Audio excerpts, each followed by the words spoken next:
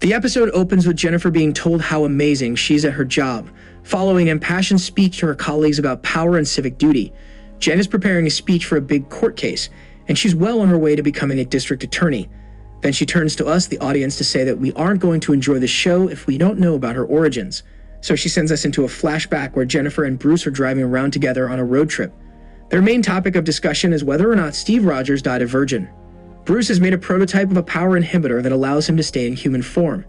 Their discussion backfires as a Sicarian ship shows up out of nowhere, causing Jennifer to crash her car down the hill. The accident caused Benner to bleed out in drops of his irradiated blood into Jennifer's open wound, and that's how she becomes the Hulk. After getting lost in a jungle, she found herself near a late-night bar. She then asked someone to let her make a call to her cousin.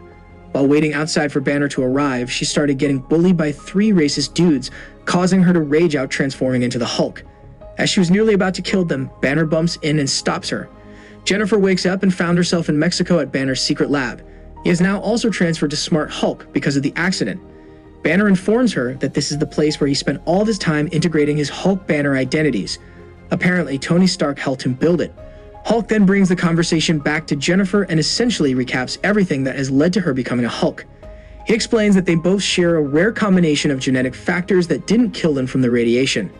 Based on the reveal in the final episode of Ms. Marvel, it's safe to assume that Hulk is saying that they are mutants. Hulk also says that Jennifer's irradiated blood helped him completely heal his wound that was destroyed after the blip. When Jennifer asks Bruce to take her powers away from her, he tries to help her understand that this is not something that is going to go away. So Jennifer has to learn to live with these powers. Jennifer asks Bruce how long it's going to take for her to figure out how she can peacefully coexist with her Hulk identity. He pulls out a binder to illustrate that it's a multi-year process, but after putting her through a test which involves a wall of saw blades inching towards her, Bruce realizes that Jennifer isn't actually going through all the struggles he went through, because she doesn't lose her human persona after becoming the Hulk. Jennifer thinks that she can go back to her life now. However, Bruce brings up the topic of controlling the transformations. In order to stay calm and not Hulk out anytime, Bruce imparts his knowledge of dialectical behavioral therapy. Then he tests her physical limitations and tells her how she needs to live her dual life.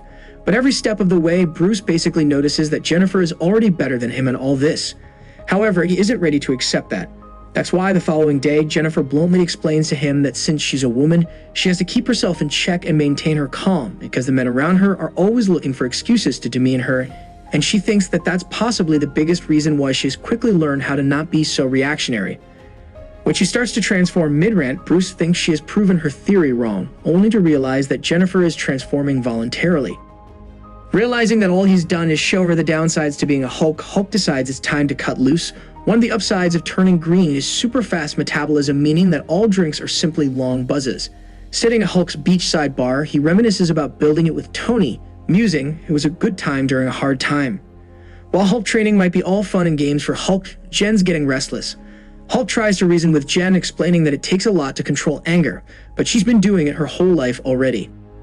With this, Jen decides to go home. She has had enough of the meditations and mantras. She's been dealing with controlling her anger response her whole life, and besides, she doesn't want to save the world.